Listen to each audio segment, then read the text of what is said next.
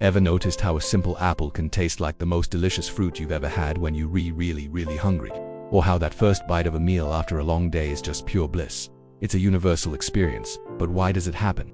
You might think the food itself somehow changes, but the secret isn't in the food, it's in your brain. So, let's start with the basics. Why do we even feel hunger? It's our body's fundamental survival signal. When our energy stores run low, our stomach produces a hormone called ghrelin. Think of ghrelin as the body's messenger.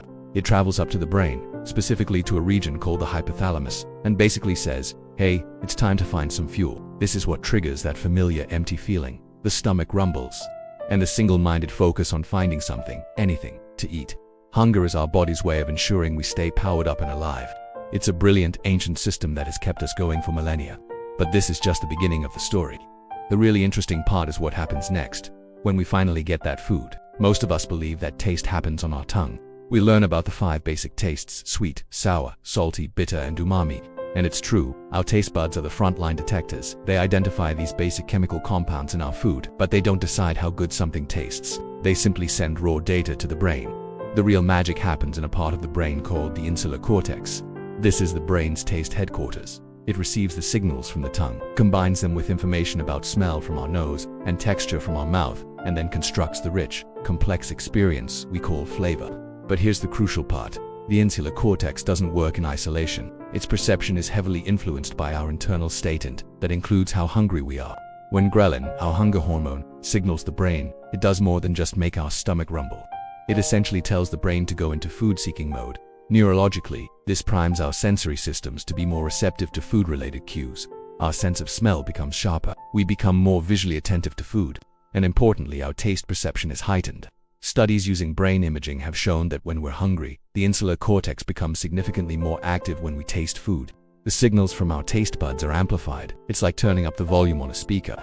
The song is the same, but it sounds much more intense and vibrant. The brain is essentially saying, pay attention. This is important for survival, and it makes the experience of eating far more rewarding to ensure we complete the mission.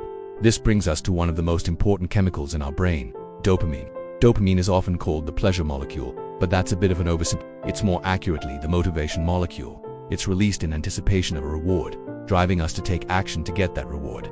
When you're hungry, the thought of food, the smell of it, cooking, or the sight of it on a plate triggers a release of dopamine. This creates a powerful craving and motivates you to eat. Then, when you take that first bite, your brain is flooded with even more dopamine as a reward. This confirms that you did the right thing because your brain was primed by hunger. This dopamine response is much stronger than it would be if you were already full. This intense dopamine rush is what creates that feeling of pure satisfaction and makes the food taste so incredibly good. It's the brain's way of rewarding you for fulfilling a vital need, reinforcing the behavior so you'll do it again next time you're hungry. Now, let's look at the flip side. What happens when we overeat or eat when we're not truly hungry? The system starts to work against us. When we're full, the body releases hormones like leptin, which signal to the brain that we've had enough energy. This tells the hypothalamus to suppress the hunger signals. At the same time, the brain's reward system becomes less responsive. The insular cortex activity quiets down, and the dopamine response is significantly blunted. The brain is no longer in that heightened food-seeking mode. As a result, the food just doesn't taste as good. That third slice of pizza is never as amazing as the first, right? This is the brain's way of encouraging us to stop eating when our energy needs are met. It's a protective mechanism against overconsumption.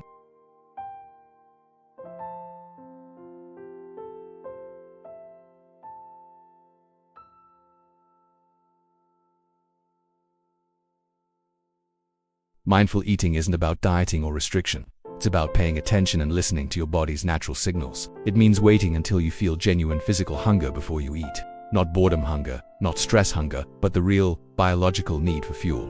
When you do this, you're allowing your brain's natural systems to work as intended. You're letting ghrelin prime your senses and your dopamine system get ready for its reward. By eating when you're truly hungry, you harness your own biology to make food taste better. Naturally, it also means savoring each bite. Pay attention to the flavors, the textures, the smells. This conscious attention further enhances the sensory experience and the feeling of satisfaction. You'll likely find that you feel more satisfied with less food, simply because the experience itself is so much richer. So, the next time a simple meal tastes absolutely incredible, take a moment to appreciate what's happening. It's not just the chef or the ingredients. It's a beautifully complex and ancient dance between your body and your brain. Your hunger is the conductor, raising the baton to start the symphony. Your senses are the orchestra, playing their parts with heightened intensity. And your brain is the concert hall, where all these signals come together to create a masterpiece of flavor and satisfaction. Food doesn't taste better because it changes, it tastes better because you do. Thank you for watching.